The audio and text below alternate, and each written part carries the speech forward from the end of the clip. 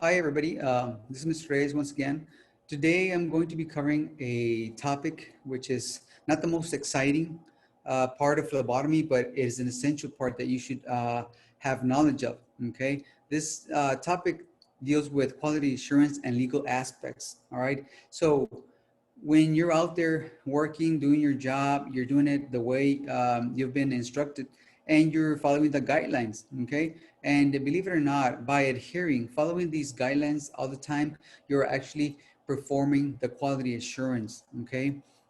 Nowadays, there's a lot of resources that are being cut every time, every year or so. When new administration comes around, many facilities are affected by the mostly cutbacks in resources. All right, reimbursement for services are always seem to be cutting down and down. So companies are forced to find new ways, creative ways to improve the practices, but at the same time also deliver the safe care that we are expected to deliver. Okay, and if we fail to do so, then that's where we go into the legal problems. So you will also be knowledgeable, getting some information on the some legal terminology, and of course how best to stay away from legal problems. And believe it or not, by following these guidelines, you're going to be keeping yourself out of those problems. All right. So make sure you stay following, and we'll continue our conversation in just a minute.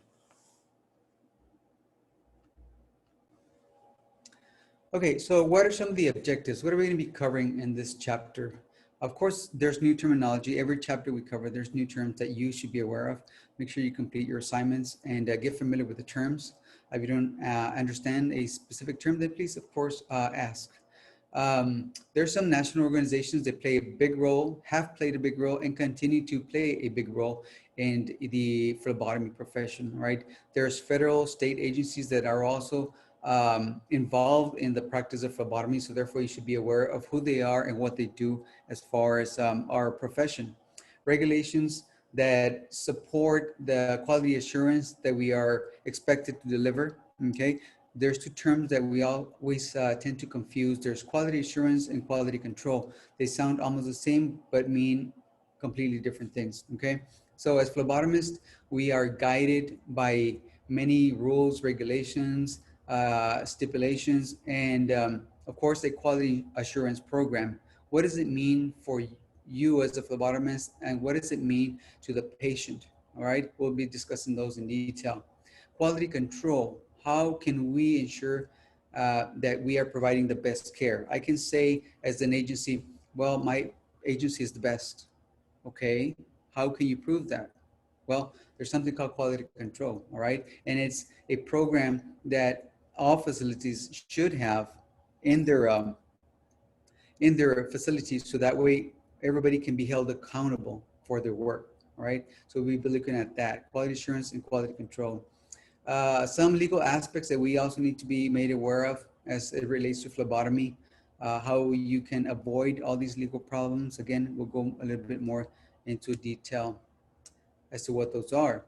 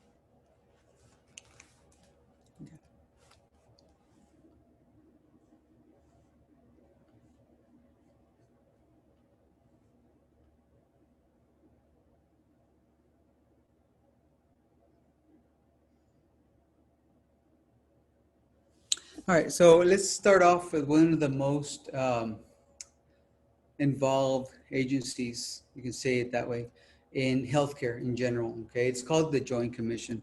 The Joint Commission, or previously called JCO, is a huge agency.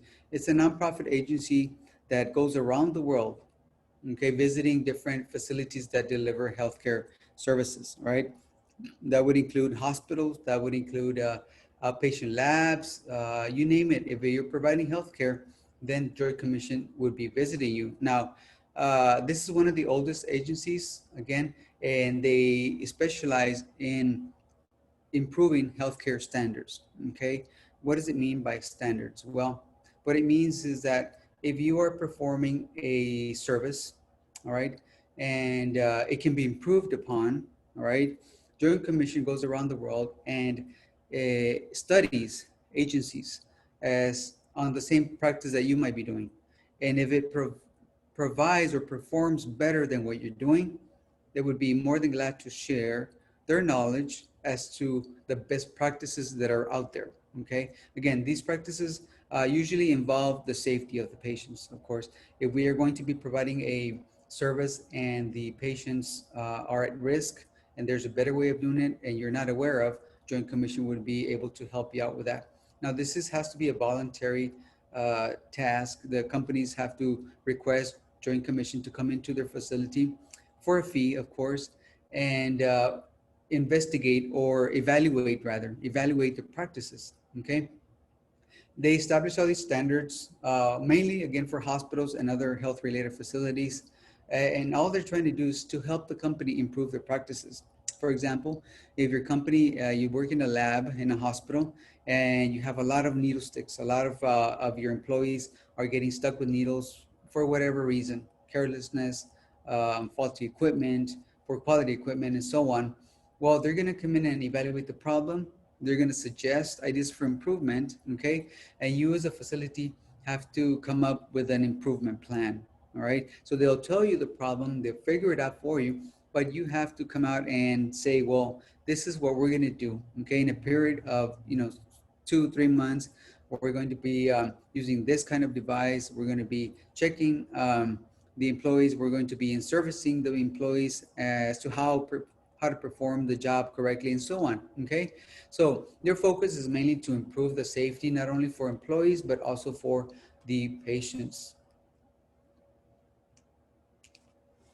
The Joint Commission gives new accreditation, okay, about every 5 years. Okay, they come into your facility again, and they don't just evaluate, for example, the laboratory in a hospital. They evaluate every other area, okay, including housekeeping, fire safety is mainly for local authorities, but they go into everything. Okay, they go into very specific areas that you might think are not that important to your job, but they are. Okay, they follow program specific criteria, such as what is directly impacting the patients. Okay, maybe your facility is practicing or doing tasks or services that are having direct consequences or complications on the patients. They'll look at that. Indirect impact standards are also looked at. Things that might indirectly affect the patients, they will also evaluate that and offer suggestions. Situational decision rules is another criteria that they also use. What this means is that when you develop a quality improvement program and there's specific problems that you're having, okay, and they look at your improvement plan and it doesn't quite work, okay, they can help you develop better rules to improve that plan that you're trying to improve on. Okay, immediate threats to health and safety. If your facility is having a sudden surge of maybe deaths, right, which of course very serious, or sudden spike in needle sticks by your employees, they can come immediately and help you resolve those problems. Okay, but again, this is voluntary, all right? So the facilities have to ask for it. Now, how does this Joint Commission, how does it affect your work? Okay, so obviously, if your employer is following what Joint Commission is recommending, which are the best practices out there, okay, you as an employee should feel better, safer working for your employer because they are providing you all the equipment necessary, whatever Joint Commission is recommending, so that you can work in a safer environment at all times. So you should be proud of your facility if it's been evaluated by Joint Commission. If you are evaluated and you pass their inspection, you'll be awarded what they call the gold seal of approval. All right. So some companies will say, well, we are approved by Joint Commission, and they show off their gold seal. A lot of people really don't care about that. They don't even know what that means. Okay. But you should know and understand, because what you're doing, your job, you're following their recommendations. That means that you are working above the standard. This is the standard. You're working above what is expected of you. Okay. So your facility is providing safer environments for the employees and safer care for the patients. And as a result, there will be very few problems or complications on the patient side. Okay, so you should be very proud of your facility if indeed they are approved by Joint Commission. All right. As I said, this is all voluntary. The facility has to ask for it. Now, they also look into what we call a sentinel event. Okay, sentinel event is an unexpected bad outcome, such as a patient death. All right, if even if it's one, okay, Joint Commission will investigate as to why, what happened. Okay, now this is not to punish anybody. All it means is that it wants to help the organization prevent any further death, because as you know, with the death, it's a serious thing, and somebody is going to be in legal problems, the facility itself, and perhaps even the employees themselves, if it's found to be gross neglect. All right. So sentinel event policies. What does the facility do when something bad, really bad like this happens? Okay. Well, Joint Commission helps organizations identify the safety issues. Okay, let's look at the event. What led to this bad outcome? You're going to go step by step, trace all the steps. It's investigational work, really. That's what it is. Okay. And help prevent them. Okay. They're going to come up with solutions, and they're going to be able to tell the difference. If a patient dies in the hospital, well, we might think, well, maybe it was their time, maybe some natural causes, whatever you may think it is, right? There might be something under that. Might be an underlying problem. Maybe the treatment was given wrong by the doctor. Why did the doctor give the treatment wrong? Because he relied on the results that were provided by the lab. Why did the lab provide these results? Well, that's what the machine read. Okay. But why were these results bad? Well, because the specimen was collected in with poor technique, was not processed correctly, therefore resulting in bad results, bad treatment, and ultimately the patient's death. So if this is the case, then somebody's going to be in legal trouble. All right. So again, the Joint Commission is only there to help identify the problem and prevent it from happening again. Okay. Now, they will perform a thorough and credible root causes, again, as to what happened. They will develop appropriate action plans for the facility, including new guidelines, perhaps, maybe more in services for the employees. They will implement improvements to reduce the risk for the patients and for the employees. And of course, they will monitor these improvements. They're not just gonna, come in and say, okay, this is the solution. This is what you need to do. Bye. We'll see you later. No, they will come back and evaluate to see how you're doing. But of course, when they leave, they're expecting, of course, to have better results. Okay, maybe the following visit, there'll be zero death, there'll be less needle sticks, or whatever the problem may be. Joint Commission will come back and evaluate everything once again. So they do a lot of good things for the facilities, for the employees, and ultimately the patients. Right, they're the ones that are going to receive the results of everything that we're talking about, all of our quality care. Right. Now, they also came up with something what they call the National Patient Safety Goals. So every few years, they do studies. They conduct studies as to what's going on out there in the facilities. All right. If there is a certain surge or spike in, let's say, pneumonia. Okay, a lot of people were dying from pneumonia, and they were going to the hospital for pneumonia. So they discovered this problem, right? And they took it to the federal government. Of course, the government is one of the most biggest payer for healthcare services. So is the government interested in addressing the problem? Of course they are. They want to save money as much as they can. So what they said was, well, if all these people, especially the elder people, are going into the facility, how can we help prevent it? How can we slow it down? Well, let's make sure that every older person over, let's say 60 years old, 65 years old, has their pneumonia vaccine, right? At some point, where their doctor's offices, on their visit to the hospital, maybe they came in for something that maybe not pneumonia. Let's give them that vaccine right before they go home, right? So that's one example, and they do a lot of other things that that we may not hear of. Okay, for example, heart failure. Heart failure is a very common problem in the elderly, right? The heart is already frail, it's weak, it's tired, and it's a very difficult problem to manage at home. So they discovered that a lot of people were going into the hospital because of uncontrolled heart failure. So what did they do, right? So they helped facilities develop protocols for patients that came in with heart failure, all right? A lot of people were dying because of heart failure. So what they recommended was that every facility should have standardized protocols. If a patient comes into the ER because of heart failure, they're diagnosed with an exacerbation of heart failure, they should follow a protocol every single time. When I was at the hospital, we started doing this, and a lot of doctors are very hesitant about following protocols because that kind of gets on their way of what they want to prescribe. They want to do things, their way because they're the physicians. However, the results were not coming out positive, right? And in contrast, a lot of the older populations were still getting more complications. They were ending up in the hospital. So they, again, long story short, they had to implement these changes, right? These protocols, excuse me, to the patients as they were coming into the hospital. Okay. Um, what is another patient safety goal that pertains to phlebotomy? One of them was patient identification.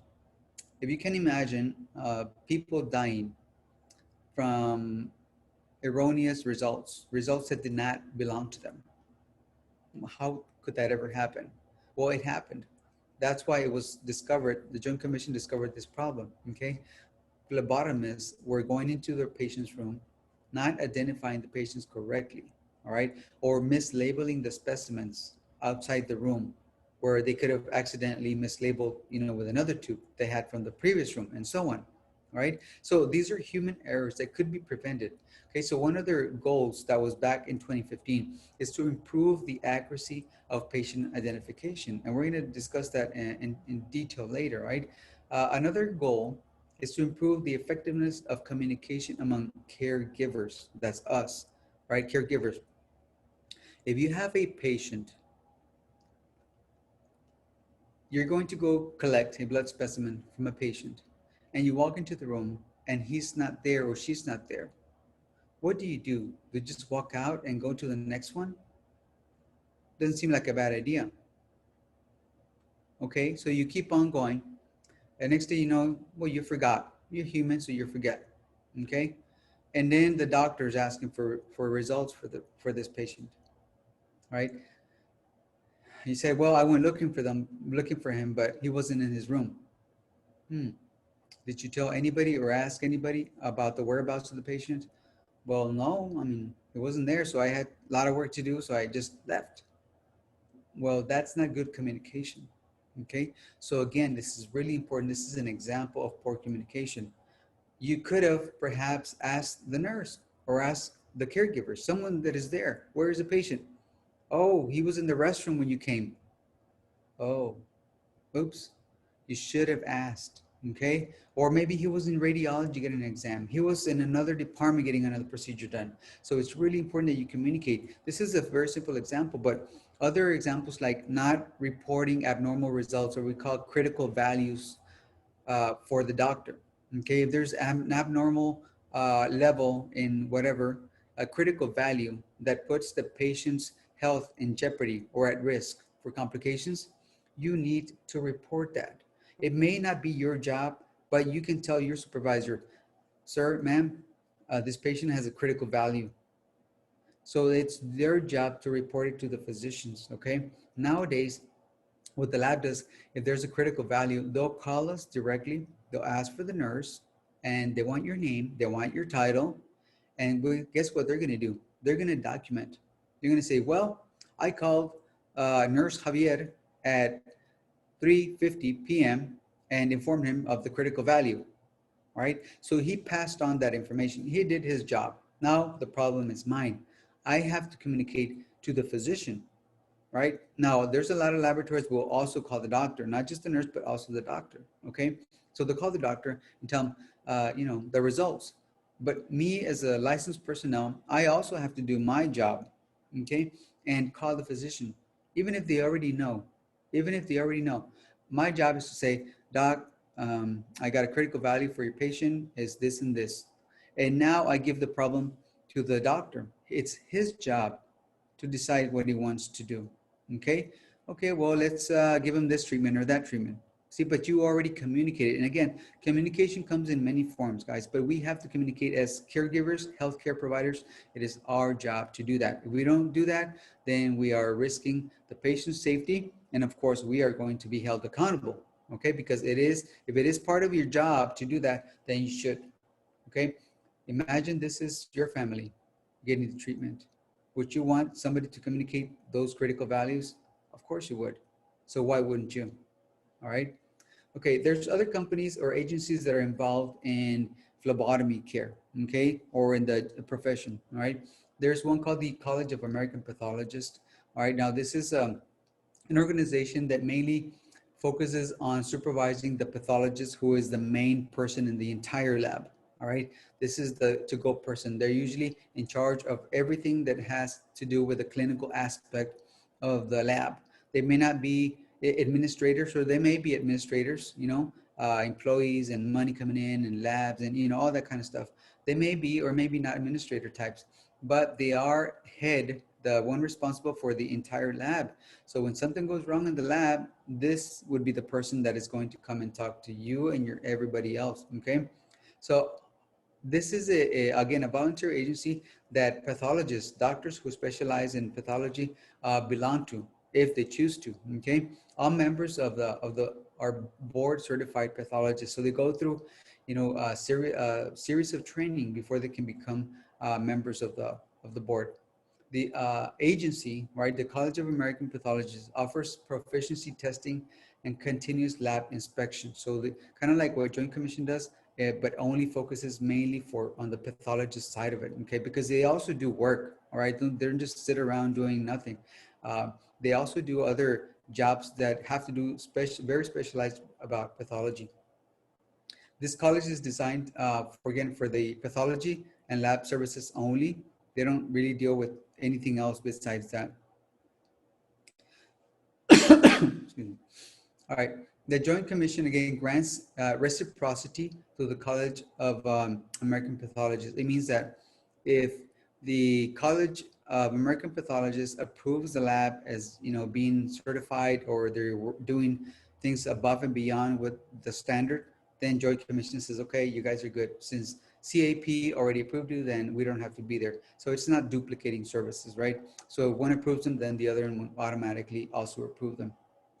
The CAP requires documentation and employees' personal files, okay, to confirm that all employees are qualified to perform the job they were hired to do, right? I think you, as a consumer, if you are the patient, you want that person that is drawing blood for you, hopefully, to be certified.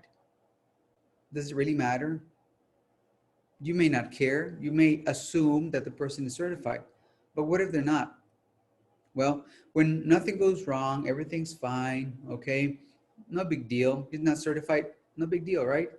What about if something does go wrong? Maybe they puncture you in the wrong area, they damage a nerve, now you can't feel your hand, you can't use your hand. You would be very upset, and of course, among other things.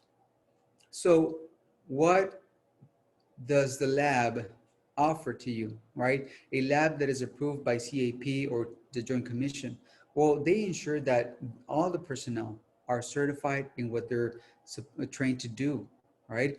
Just as you are getting trained to become a phlebotomist, all right? You're going to pass the national certification exam, right? You're saying you are certified to work as an entry level. You're not going to be an expert, but you are certified. That means you are safe and competent. That's all it means. You're safe and competent to work in phlebotomy as an entry-level phlebotomist. Okay, you're not going to be an expert. We don't expect you to be experts. All right, that comes with experience. So again, the CAP ensures all these things are done for their employees. All right, you don't want to have somebody hired as a doctor when they're really not a doctor. Well, maybe they are. They're doctors in another country, but the standards between that country and our country are maybe very different. So this is when it becomes really important. Okay, that's why it's important to be certified. All right. Okay, another regulation that is very important and directly impacts the care or the job that we do as phlebotomists is a law that was passed in 1988. Okay, we usually call it CLIA because it's a lot shorter, but it stands for the Clinical Laboratory Improvement Amendments of 1988. Clinical Laboratory Improvement Amendments. What did this law do? Well, before the law came around, labs were rampant. Okay, they were everywhere. Everybody was doing things the way they knew best. Okay, they learned it perhaps in a facility and they came in and opened their own lab. Now they're doing their own thing. You know, they kind of adjusted things to how they saw it best. But it was getting very chaotic because, well, everybody was doing things differently. Okay, so this law, okay, established standards. Okay, standards so that every lab would have a quality assurance. Okay, a quality assurance program. Okay, it addressed the fact that they needed to have quality control. Okay, how do you know that your employees are following the quality assurance program that you have? Okay, CLIA also improved proficiency testing for employees. Right? How do we know that everybody is certified? Okay, so they have to go through testing. Laboratory records. How do they handle the records? How long do they keep the records, and so on? And of course, personnel qualifications. Again, all these things are now done automatically because of CLIA. Before, there's still some phlebotomists out there in the field that are still not certified, and they don't really care to be certified. However, if one day they change jobs, right, or they move to another place, and they're going to be looking for a job as a phlebotomist technician somewhere, and they're going to ask them, well, you're certified. Says, well, no, I'm not certified by it. I have 20 years of experience. Well, that's really good. That's great that you have 20 years of experience, but we need you to be certified. Okay, so this is when it then becomes important for them to become certified, right? So again, it's at some point it's going to catch up to you. So if you're looking to work as a phlebotomist at some point, it's best to be certified. That way you can always move on. If you choose to move to another facility, you take your certification with you. Nobody can take that away from you. Okay. Specimen collection is an important part of the CLA inspection. Okay. So CLIA, which is the law, okay, is run by the state. The state is the one that comes into your lab and says, pretty much inspects everything about the lab. Okay, how do you collect specimens? How do you process them? Where do you store them? In the fridge? Is the fridge the right temperature? And is your equipment up to date? It's not expired. Using the safest equipment. That's more like an OSHA thing, but you get the idea. Okay, they come in and they do inspections by the state. Okay, and your lab has to be at least at a minimum standard. Okay, at least whatever CLIA set for them, right? So it's important. So CLIA is a 1988 law, very important, has direct impact on our jobs. Okay, if they change the law, it's going to change the way we work. All right. Um, CLSI. Now, CLSI is a huge agency, and of course, they're the main ones. They're the ones that wrote the Bible for phlebotomy. Okay, the Clinical and Laboratory Standards Institute. Clinical and Laboratory Standards Institute. Okay, this agency, once again, it's a nonprofit agency that goes not only in the United States but around the world, just like Joint Commission. They do the same thing, but they focus mainly on labs, on laboratories. What practices are they doing that minimize the risk or dangers to the patient?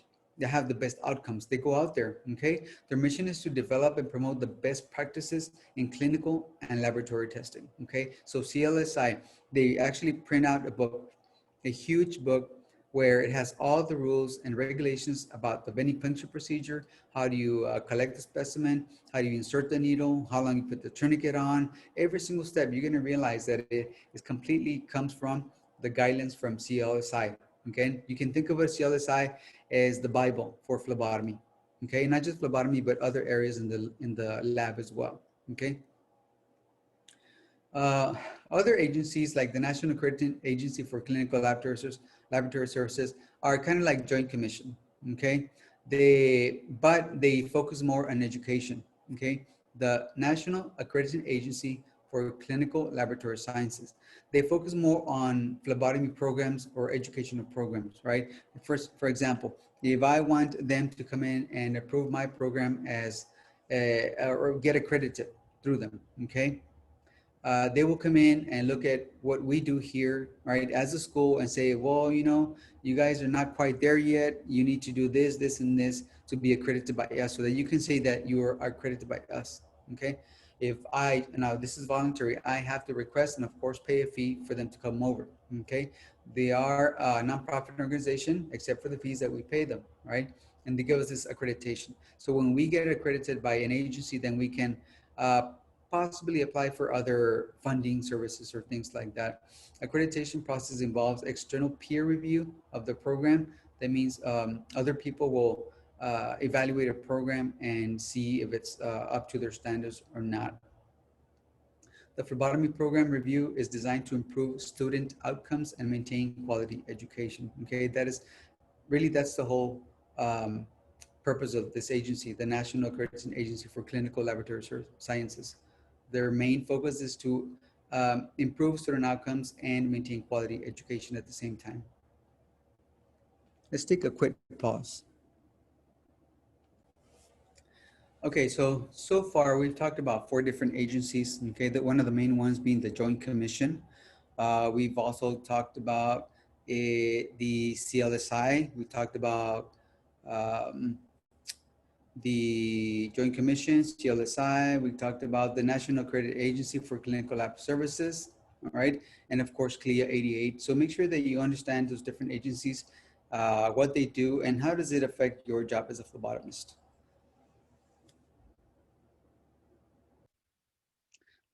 Okay, guys, so let's continue. Let's get into the main idea of this entire chapter, okay, which is quality assurance, all right? One of the main ones. What is quality assurance? Why is it confused so much? Quality assurance, it's a program, it's a plan that is developed by facilities, okay? And every program is going to be different, okay? It's different in the sense that just like every person is different, okay? They have different needs. Facilities are also different that way, all right? They have different needs as so far because they may have different kinds of patients, okay? Different demographics. They might have maybe Hispanics, and over here they have more Caucasians and so on, all right? So their needs are different. So every quality assurance program is designed specifically for the demographics in that region, okay? Hold on one second. All right, so we resume our conversation about quality assurance program. Now, again, what is quality assurance? It's a written document, a plan that is intended to prevent problems in the future, all right? You don't want people to get stuck with needles, so you will lay out a program, right, that gives very direct and simple instructions to your employees to follow the guidelines and tell them, okay, this is what I want you all to be doing whenever you perform your venipuncture, right? So that QA program will guide your employees and hopefully minimize the risk and prevent any injuries or needle sticks in this case, right? Your QA program should help ensure quality patient care as a result. So if your employees are following all the rules, the guidelines, and so on, as a result, you will always have good outcomes, hopefully positive outcomes, right? No needle sticks on the employee side, no injuries for patients, and so on. So again, the quality assurance program is intended to prevent all these problems to begin with, okay? Now, a program it has to have certain qualifications, okay? It has to be appropriate for the situation, for the environment, right? You can't just lay out just a random, very generalized quality assurance program. It has to be, like I said, very specific to the clientele, to the patient that you're treating, that you're servicing, the region, the demographics on that area. It has to have applicability or applicable guidelines rules that apply directly to the services that are being provided. Okay, so as I said earlier, if an employee follows the guidelines as to how safely perform vetting punctures on your patients, okay, the guidelines in the QA program should explicitly state that, okay, and it has to be timed. You always have to time your programs. For example, if I want a minimum or maximum rather, a maximum of 5 needle sticks in 6 months. Okay, that means in 6 months there should be no more than 6 needle sticks by employees, right? And how are you going to achieve this? Well, you're going to achieve this by providing the safest equipment possible, ensuring that your employees know how to use the safety features on the devices, making sure that your employees follow all the guidelines as to disposing of sharps and so on, okay? So again, all these things have to be written down in the quality assurance program. And of course, you have to share it to the employees, right? If they don't know, well, they were never going to follow these guidelines. So you have to share with them, okay, via in-services, all right? So QA is defined as a program or a process to prevent problems in the future by evaluating present and past performances, okay? So this last 6 months, we only had 3 venipunctures. Previously, the last 6 months, we had 4 venipunctures. Okay, I mean, 4 needle sticks. Okay, so now we had 3. So that means we're doing something right. We decreased by 1. However, we want to continue to improve, right? So again, you're going to continue to evaluate the plan, come back and sit down and say, okay, what are we doing right and what did not work for the last 6 months? So you're gonna come in and look at it again and hopefully continue to build on that progress, okay? Versus avoiding or neglecting or not bothering to look at that program in the long run is everything's gonna start to digress. Okay, you're gonna have to you're gonna end up having perhaps more needle sticks or other kinds of problems. All right, so let's keep on going here.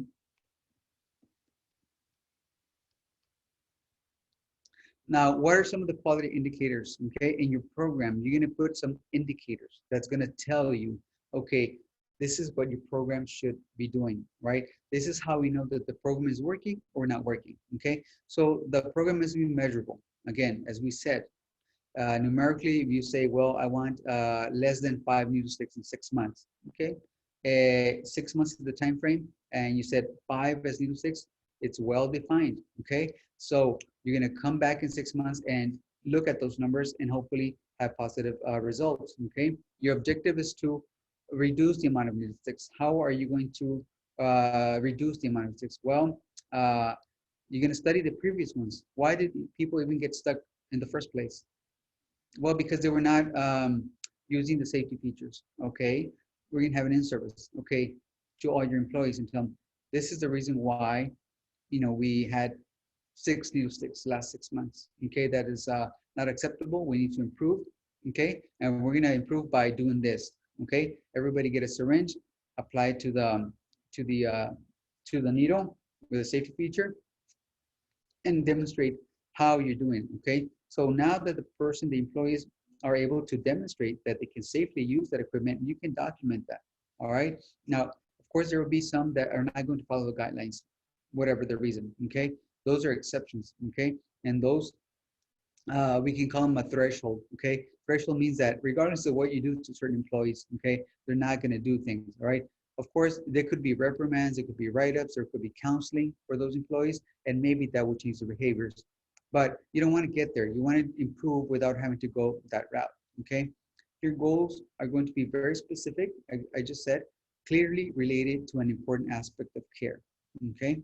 Again, your quality indicators. This is what's going to tell you if your QA program in general is working or not. Without indicators, how are you going to measure your performance, your improvement? You can't. There's no way. So again, QA indicators are part of the QA program, all right? Those threshold values that you said, okay? If you say, well, we cannot have, we can have more than 5, but not more than 6, okay? If we have more than 6, then we're doing really bad, okay? So a threshold value is a level of acceptable practice beyond which quality patient care cannot be ensured, okay? If you go over 6, that's it, you know? We don't know if we're going to be working here, next year, because we're going to have all these problems and complications and so on. So you never want to go beyond that threshold value. Okay, you must establish threshold values for all quality indicators, the ones that we just mentioned. Okay, the time frame, right? Uh, the number of sticks and so on. Okay, exceeding thresholds should trigger evaluations. If you're not at the 6-month period and you're already past 6 needle sticks, well, right away you should stop, come back, reevaluate your QA program, okay, your QA program, and take any corrective actions. Okay, what is going on? Why are people getting stuck with needles? Okay, so again, it's very important to make sure keep an eye on that threshold value. When you get there, or you're even getting close to that value, you should probably go back and evaluate the processes, right? The QA program in general. All right, process and outcomes. Both process and outcomes must be reviewed to improve your outcome. All right. So the process of the venipuncture procedure, okay, and your outcomes. Let's say, for example, you're learning how to perform the venipuncture procedure, right? I have to evaluate you. I have to see you do the process, right? All the steps that you're doing correctly. And if you do them correctly, you should have a positive outcome. You should have a successful venipuncture, okay? So again, in the same manner, QA programs, okay, have processes, right? And if every employee follows these processes, then hopefully we should have positive outcomes. For example, less needle sticks, okay? We must follow this process from start to finish, from the moment they're put in place until we reevaluate them again, all right? We measure and evaluate, okay, has to be standardized. What does that mean? There has to be a minimal level, right? Minimal level of performance, okay? For example, you said needle sticks, you wanted no more than 5, okay? Well, a standard, let's say most facilities usually have less than 3, then you're already over the standard, okay? So you have to have set certain standards for your own facility, okay? If nationwide, most hospitals do not experience more than 3 needle sticks in 6 months, then you should be at that standard, okay? You should be able to meet or exceed, meaning having less than 6, okay? All right. So again, these are processes and outcomes. This is a QA program, okay? Again, a layout, a imprint that tells everything about the facility, okay? And because in the end, the outcomes is what um, shows what kind of QA program you have, okay? It's kind of like if you're a parent, okay? Some people say that your kids are a reflection of the parents. For the most part, okay, what you uh, plant, right, is what you're gonna sow, right? The way you raise them is how they're gonna come out. Okay, if you don't raise them, or they're gonna come out a little bit off. Okay, so again, QE program is all it is. Okay, this layout that guides us as employees to perform better and have good outcomes. Right. So we said, how do we know? How do we measure? We have certain quality indicators, but we also have something we call quality control. Okay, quality control is part of the QA program as well. Just like those quality indicators, quality control is also part of the QA program. Okay, it's a form or procedure control. Okay, what it means, this is the action part of the QA program. Okay, so we have the book, we have all these big binders, we call the QA program. Okay, now quality control is the actual doing, the carrying out of the QA program. Okay, we have operational checks. Okay, for example, uh, equipment. Okay, we talked about needle sticks already quite a bit. Okay, so let's try to stay within that same example. How can we monitor quality or perform quality control on needle sticks? Well, we're going to check that we have the safest equipment, that the equipment is working properly. All right, and of course, the employees are in service. Okay, if you were in service on how to use a safety feature on a device, then that would be a form of quality control. Okay, so this quality control requires that every employee adhere, follow the rules or standards. Okay, if you're not following it, then that QA program is as good as nothing. Okay, we use a lot of checklists. Okay, for example, if we have an equipment, a piece of equipment that is used in the lab, how do we know that it's working properly? Well, the only way to do is to check it, obviously, right? So we have a checkoff. Okay. Is it turn on? Yes, check. Does it spin? Yes. Does it do this? Yes. So we're monitoring uh, all these machines and devices that are used in the lab. Okay. That is a quality control. That is the action part of the QA program. Okay. We monitor performance. How do we monitor performance on employees? Well, we look at the work. Okay. How many rejected specimens did you get this month? Well, I had 30. Well, that's a lot. 30 specimens that were rejected because you didn't collect them correctly. Guess what happened? Well, somebody else had to go do. So we wasted human resources because another person had to do it. Of course, they're getting paid. So it's double work. We wasted more equipment, right? The tubes, the needles, and all that. That's money. The patient's time, all right? Delay of treatment, all because you had rejected specimens. So we can monitor the performance of employees by looking at these numbers, right? The number of rejected specimens, the number maybe needle sticks, and so on. So there's a lot of quality control things that we can do to evaluate ourselves, okay? And a lot of these things are self-evaluated, okay? We can try and pretend that nothing's going on in our facility, but that would be unrealistic, okay? Anybody that comes into facility, whether it be Joint Commission or any other organization, is going to say, well, how many joint needle sticks do you have, in a year? Oh, we have zero. We have nothing. They will probably laugh at you and say, okay, let's be real. How many needle sticks did you get? Okay, so they know that it's unrealistic to have zero needle sticks. Okay, so again, we have to make sure that we monitor the performance of every employee, and then the performance in the whole lab, and then the performance in the whole facility. Okay, and we do that by having quality control.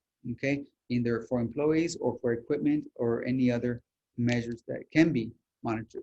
Okay, patient preparation procedures. This is another section, okay, in quality assurance program.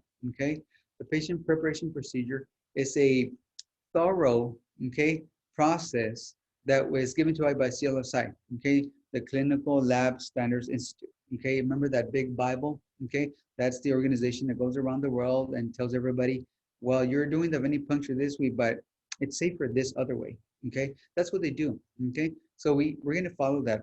Okay, we're going to be following that CLSI guidelines as to the venipuncture procedure itself, how to handle the specimens, how to process the specimens, and so on. Okay, so it's really, really important that we stick to it. Okay, specimen collection procedures. What does QA have to do with uh, patient identification? Well, it has everything to do with it.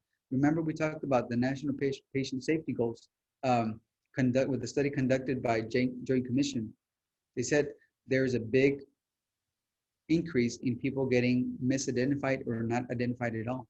Okay, so what happens? Well, how are we going to improve that? Well, you know what? Instead of having to read their name and write their name and making mistakes, maybe writing, we're going to switch to a barcoding. Okay, so you're going to get a sticker and you're going to put it on the little tube, so that way you know that the person is identified correctly.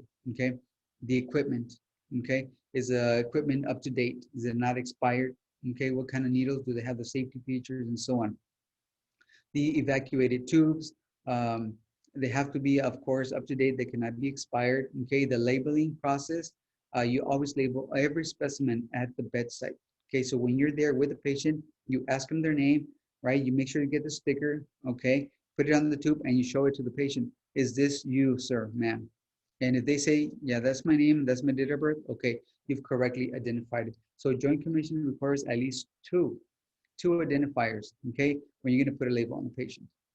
The technique, okay, performing good technique for the venipuncture procedure is very important. If you don't have good technique, you're probably going to collect a poor specimen, okay. Collection priorities. You don't collect every specimen, just randomly. You have to learn to prioritize specimens. We know that we have stats, right? STAT stands for immediately. So if you're going to collect a specimen stat, you better go right now. That is going to be at the top of your paperwork, right? Followed by your time. There's certain tests that need to be collected at a certain time. You have to go collect those, okay? Followed by your routines and so on, okay? So you have to make sure that you prioritize your lab work as needed, okay? So What areas of phlebotomy are subject to QA? The tubes, of course. The tubes are inspected, make sure they're not out of date so they can function properly. Okay. Any equipment, any slides that you're gonna be using for peripheral smears, the coding, the bar coding, that's a new system that most facilities have adopted. It has to be meet certain criteria so that you can use it. The patient record is another part of QA, okay? The patient record is a legal document, all right? In the hospitals, we open the chart right away and we look at it, and it's the most current. And if you flip the pages, it goes back to the beginning when the patient first started, okay? Some charts can become pretty thick, pretty quick, right? Because it contains everything, okay? Most of them are still paper in the hospital, and then later they are scanned and put in a medical record, okay, an electronic medical record, okay? Some facilities have now adopted completely paperless medical records, right? So everything we document, it's going to be in a computer, in a software program. If it's in a paper, we have to scan it and upload it to their record and so on, okay? So it's a chronological document, okay, of medical care that has been given or is given to the patient for the duration of their time, okay? It's required by law for hospital patients. Every notation should be legible, precise, and complete. If you have to document something, make sure that it's legible, that you do it right away, okay? The purpose of these records is to aid practice of medicine. So when the doctor comes in and opens the chart and he wants to see what lab work has been done, he just goes to the lab section, looks at it, boom, it's there. He wants to know what the social workers are documenting, there it is, social worker, physical therapy, and so on. So there's a lot of different areas in the chart, and all they want to do is come in, open that chart, and understand what the care has been given, maybe by other doctors that are also involved in the care. So it's really important that that record is up to date. It could serve as a legal document, okay? Meaning it could be used in court if there is a legal case to be made. It also helps hospitals evaluate performance outcomes, okay? There's a lot of things that can be done with the record itself. As a facility, you go in there and you study these charts, and you can say, well, you know what? We have missing reports in here. Why are the reports? Why were they not put in the record in the right time? So as an agency, you need to improve that part, and you're gonna have to make a correction and improvement plan, okay? So again, everybody benefits from the medical record, okay? But we all play a part in it. Like it or not, we are part of the medical record, okay? QA documents for blood collectors, okay? That means for the phlebotomist, okay, blood collectors. There's online tests and catalogs. If you ever have a question about a specific test, what tube should you use and so on, okay, you have to go to the reference manuals. If you are using a Vacutainer from BD, Beckett Dickinson, right? You have to go to the reference manual and read the recommendations. It's very easy to go to the next coworker and say, hey, you know, what color tube should I use for this? Well, I always use this one. Does that mean it's right? Maybe not. So you might want to check always for the reference manual, okay? This manual has detailed information, how to prepare the patient, special collections, okay? Should the patient be fasting for this collection? Not sure. Where do you go? Reference manual, okay? It's kind of like a chart, okay? It's a big binder, okay? And it has all the information about the tube, including the amount of specimen needed, maybe 3, 5, maybe 1 ml would be enough. You're not sure? Look at the reference manual. How do you handle this specimen? Do I have to put it in a special container? Do I have to wrap it in foil, put it in ice, put it in a warm block, you know, chill it in ice? How do I have to handle it? It's in the reference manual, okay? What are the values for this test? In the reference manual. What is abnormal? The manual will tell you the reference ranges. The testing, the days that it's available, what time of the day would be the best time to collect the specimen, okay? And how soon should the results for this specimen be released, okay? The laboratory procedure manual is another binder, okay? Again, this manual is for the entire lab, okay? This manual will tell you the policies and procedures for each test. If you don't know how to, let's say, operate a certain equipment, the lab procedure manual will tell you exactly how that's done. And again, they may be specific to the facility because you may have a different equipment than other labs will, okay? It must be available to all laboratory employees. Even if you never use any kind of equipment, you should be able to go there and look at it. So if you want to learn how to operate a certain device, let's say a centrifuge, okay? How do you clean that centrifuge? Well, it's going to be in the laboratory procedure manual. It should tell you explicitly, specifically, how to care for that piece of equipment. Okay, it must, that manual has to be updated at least annually. Okay, and usually somebody, usually an administration, will be responsible for that. Okay. Lastly, the safety manual. The safety manual, as the word implies, is focused in the safety of not just employees but patients as well. Okay, what do you do when there's an electrical shock? Okay, how do you handle that? Okay, what do you do when there's a fire? Okay, we'll talk more about that later, right? Radiation safety. How, if I'm a phlebotomist, am I going to a room that the patient is receiving radiation? Can I go in there? If so, what kind of equipment do I need to wear? How long can I be in there? Okay, if there's a spill, that is a chemical spill in some patient's room and you're exposed to it, how do I take care of that? The safety manual will tell you that. Exposure control, if you're exposed to a certain, let's say to a body fluid, maybe you poked yourself while performing a venipuncture. Okay, what do? You go rinse off, right? For how long? An hour? 15 minutes? What do you do? 10 minutes? The safety manual should indicate that. Again, this is for facility specific. Okay, disaster plans. What do we do if all of a sudden we have a hurricane coming, or there's a tornado or something like that? We have to know, be familiar at least with the disaster plan. Okay, how to handle hazardous materials in the lab itself, such as chemicals. All right, what kind of gloves do I need to wear? How do I clean up in case it spills? How do we clean it up? Okay, usually when there is ever a spill that is hazardous, if it releases any fumes, we need to wear a special mask. We have to contain it. Okay, we throw some kind of a litter on it, kind of like cat litter. We contain it, right? The idea is to contain it, so so it won't go anywhere else. Okay, and then you go from there. But the safety manual is the one that gives us all this information.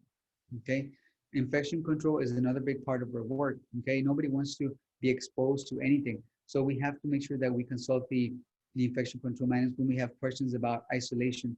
If a patient is getting or has a contagious condition, let's say somebody was diagnosed with COVID-19, right, the coronavirus, and you're a phlebotomist, how are you going to go in there? Can you go in there, or should you just give the tubes to the nurse so they can collect them for you? How do we do it? Okay, hand washing, very simple. We all know we need to wash our hands and wear gloves. They're called standard precautions. Okay, what kind of precautions do you take when dealing with patients and handling specimens? Okay, so again, all these directions should be listed in the infection prevention and control manual. Anything that has to do with bacteria, viruses, or infections is going to be in that manual. Okay. Now, QA forms. Remember, we have the QA program. We have QA forms. These QA forms are kind of like the quality control forms that we're going to be using to evaluate ourselves. Okay. QA forms for equipment. Okay. So if you're going to check a centrifuge, and you say, well, this centrifuge has to be doing, does it turn on? Yes. Does it spin? Yes. Does the timer work? Yes. Okay. Is it steady or is it wobbly all over the place? So you make all these little checks, right, using QA forms to evaluate the equipment. We can also use the same form to evaluate an employee. Is he washing his hands when he goes into the rooms? Is he using sanitizer when he comes out of the rooms? Is he wearing gloves when he's going to puncture the patient? And so on. So we can use all these forms for any almost purposes. Okay. These forms can also help us to identify any problems, right? So when you look at someone and say, well, you know what, he didn't wash his hands before he went in. So check. Okay. What happens if he doesn't wash his hands? Where he's going to have to be in service. That would be the consequence, right? He has to be in service and washing hands now, sadly, right? And what is the correction, right? He obviously to have him demonstrate, okay, washing the hands, because why? He failed to wash his hands before he went into the patient's room. So it's really, really important that we do this, okay? These forms should state facts and not feelings. So they're very objective, okay? Whatever you see, you mark off, okay? Again, it could be, these forms can be used for equipment or to evaluate employees or personnel just as well, okay? Another area of quality assurance, we call it risk management. Okay, risk management pretty much has to do with liability, right? Responsibility.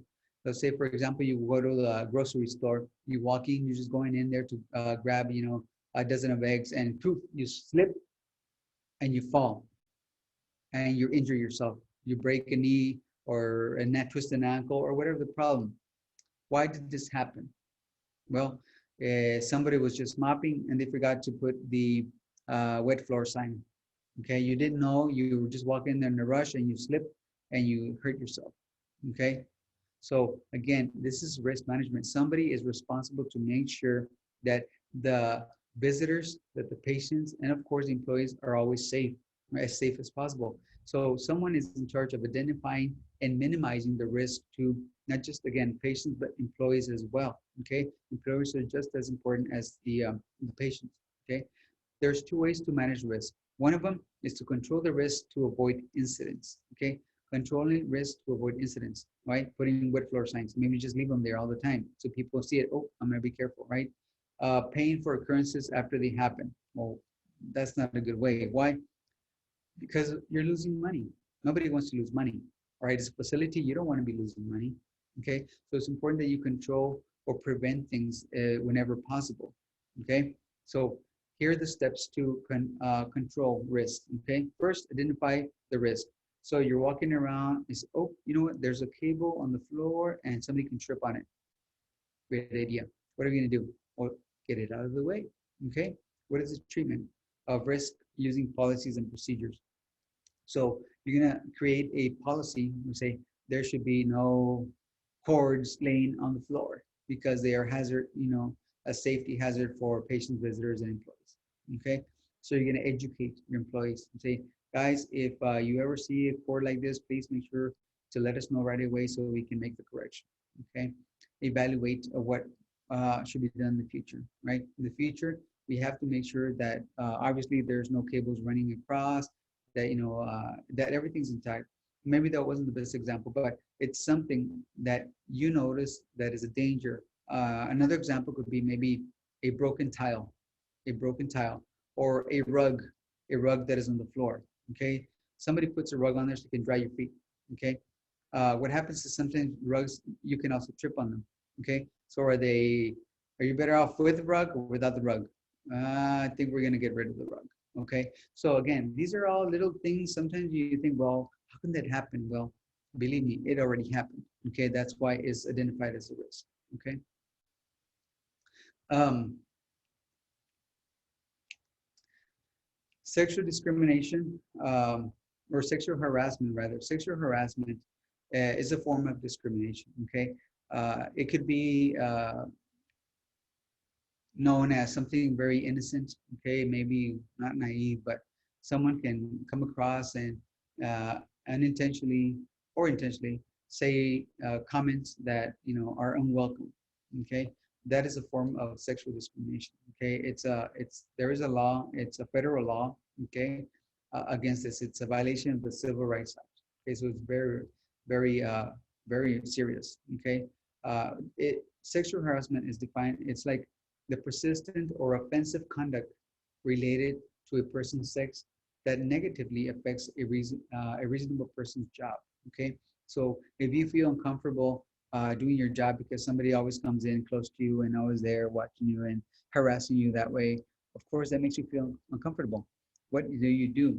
Well, they're making your environment hostile. Okay, you don't feel comfortable working there, so you have to report it immediately. Okay, usually it's they call it, if it's from a supervisor to somebody in a lower rank, but it doesn't have to be that way. It could be somebody of equal rank. If another employee, another phlebotomist is making you feel that way, you should always report that immediately. Okay. There's some legal terms that you should familiarize yourself. Okay, because well, hopefully you'll never get into these problems, but like tort, right? A tort, T-O-R-T, is defined as a wrongful act against yourself, your property, or your reputation. Okay, it can be done or committed without just cause, intentional or not. Okay, you can say something about someone. Maybe you say, well, you know what, that doctor, he's bad. Don't ever pick him as your doctor. He's really bad. That would be considered a tort. Okay, it may be intentional or not. It's considered, it's a wrong. Okay, you're messing with somebody's reputation. Okay, the person should be considered a tort. Okay, now your employers may be responsible for your actions. Okay, but by then you've probably already been fired. Okay, you may still be liable for some kind of action. Okay, or legal action against you. Types of torts like assault. Okay, assault is a threat. Okay, If you tell someone, I've told you, you better not do that again, or else, that's considered an assault. It's a threat, okay? Or else what? Battery, if you touch someone without the permission, all right? All right, for example, you're a phlebotomist and you go, okay, sir, I'm gonna draw some blood on you. No, I really don't want you to do that. Come on, sir, it's not gonna hurt. I'm gonna be real quick, I'm gonna do it. And you touch them without the permission. That is considered assault and battery, okay? Fraud is doing charging or billing for services that were not provided, okay? Or if you document, oh, blood specimen collected, but it wasn't collected, and your facility billed for it, they got paid for it, that would be considered fraudulent, okay? HIPAA, health information portability, health insurance information portability and accountability act, okay? Really important. It's a serious violation, okay? HIPAA was passed in 1986 because people were breaching the confidentiality of patients. They were giving out information about patients that they had no reason to have, okay? Even if it's another coworker, he works in another unit and he wants to know about his aunt, he's in your unit, you know, ask, hey, what labs did you collect for my aunt, you know? They have no reason to know that. That would be a breach of confidentiality, okay? So make sure that you don't do that. Very, very important, okay? And when the aunt finds out that their nephew knows what they're doing to her, how did they find out? Well, you know what? Now they know that you're best buddies with him or her. So it kind of, you know, comes back around and they're going to find you guilty, okay, of breach of confidentiality, and you can find yourself in jail very soon. All right, so be careful. Do not share information with anyone that is not directly caring for the patient. Very important, okay? Malpractice is doing things that you're not being trained to do, okay? If you say, well, you know, I can collect an arterial sample from right here. Were you trained to do that? Have you been trained by your facility or someone else? Are you certified to do that? And says, well, no, but I've seen it already. I can do it. That would be malpractice. If you puncture someone and they bleed and they get a hematoma, complication from your procedure, big lawsuit, okay? You are guilty of malpractice, okay? Just like if you go to your family doctor and he says, you know what? I can help you, you know, put some Botox on your face and you're gonna look wonderful. And you're like, and I'll charge you really, you know, real cheap. So, you know, you can look nice. You're like, oh, wow, really? You can do that? Yes. And then he completely deforms your face. And then you find out he was not certified. He has not been trained to perform, you know, those kinds of treatments.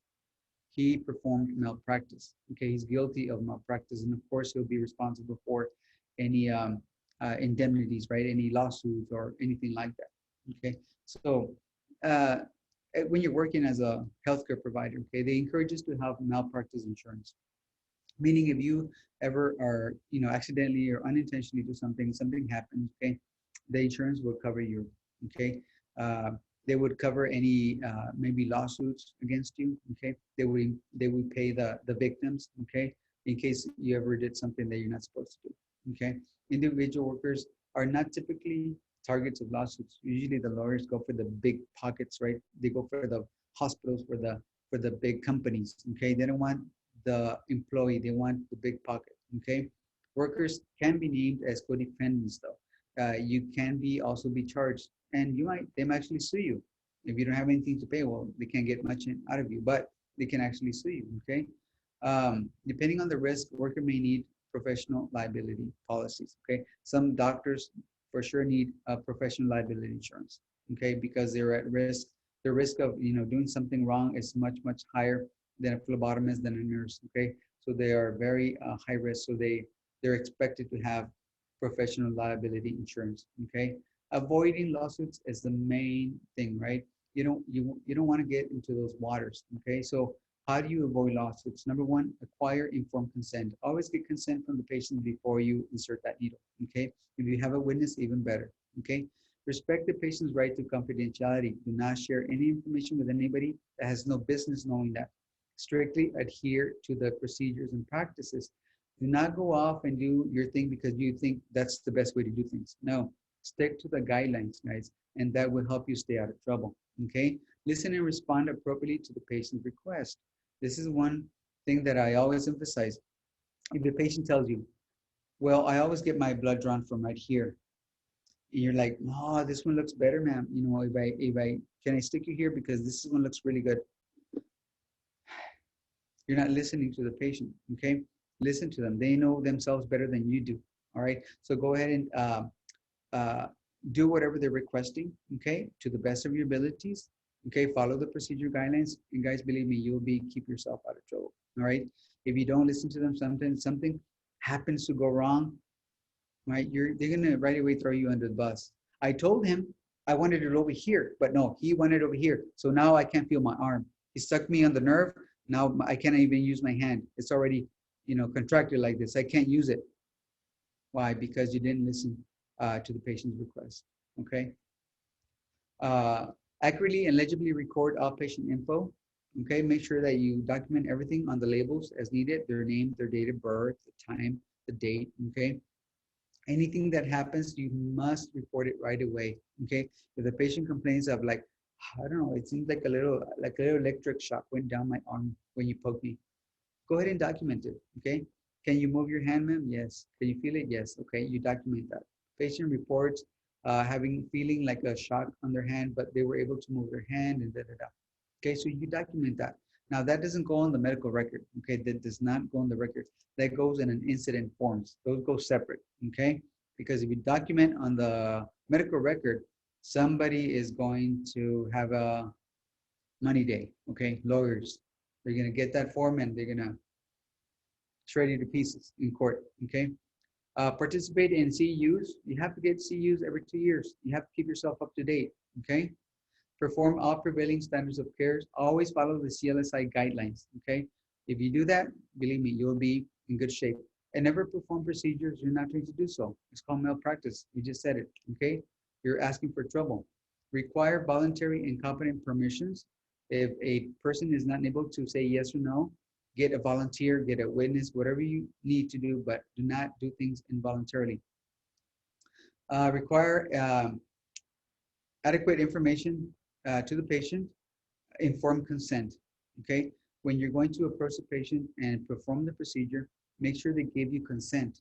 Without that, you should not be performing any procedure. So you introduce yourself. Good afternoon. My name is Javier. I'm your student phlebotomist.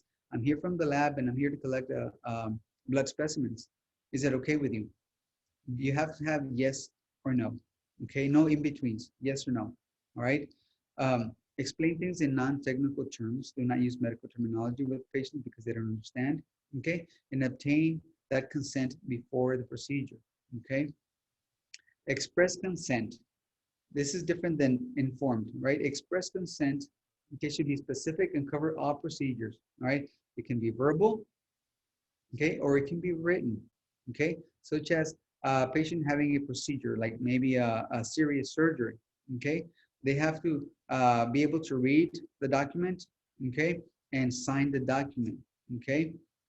Signing the document gives the best possible protection, okay, given that they understand, or maybe somebody that signs for them understands, okay. It can be signed by the provider and the patient, right, and witnessed by a third party. So you as an employee might be a witness after the physician and the patient signs the document, if you are present.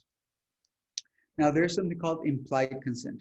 Implied consent means that the patient is technically giving consent to you, okay? The actions of the patient are implying consent.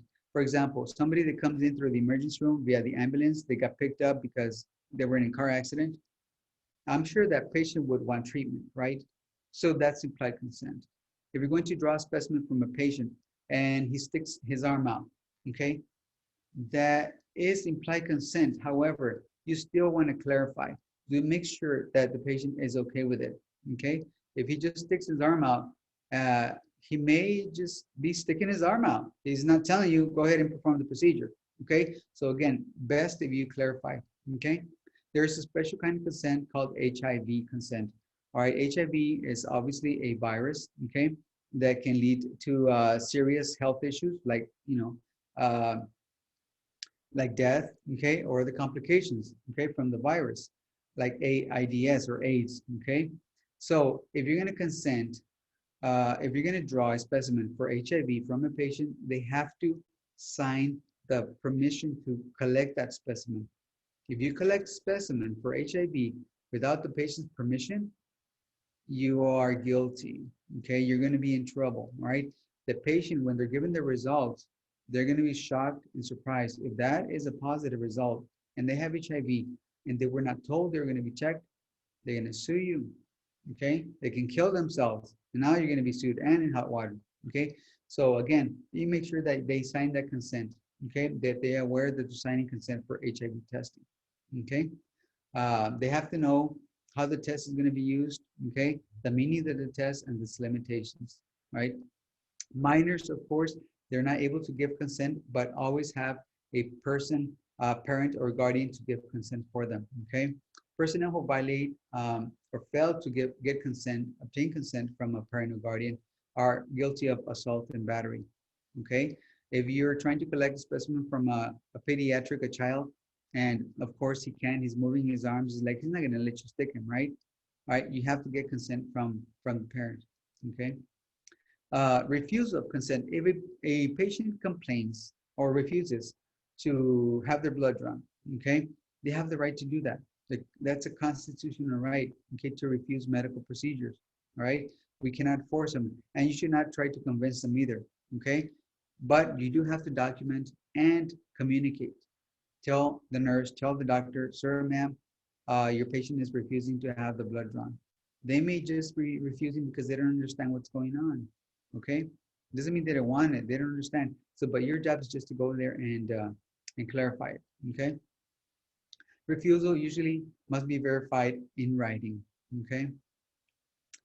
Okay, let's take a quick break and we'll be right back.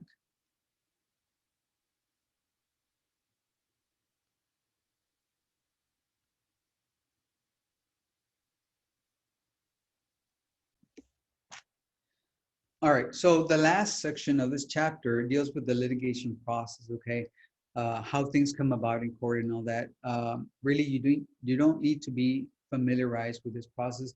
If you want to go ahead and read the phases of the litigation process, there's four of them, okay?